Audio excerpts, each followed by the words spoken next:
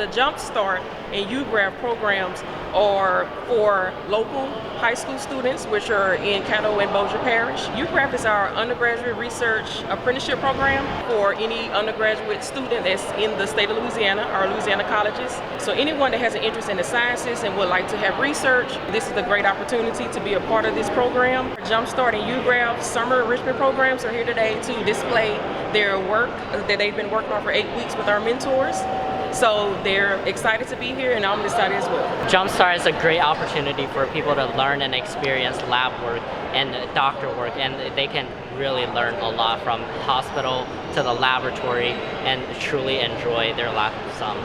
It's important that we have this program for the JSEP and the UGRAP students because it's important in our community to have the students possibly come back here and be a student in the allied health, medical school, or graduate studies. I'll be pursuing careers in science research or medical field, so I would definitely think that this will cover both of my future careers and will help me a lot.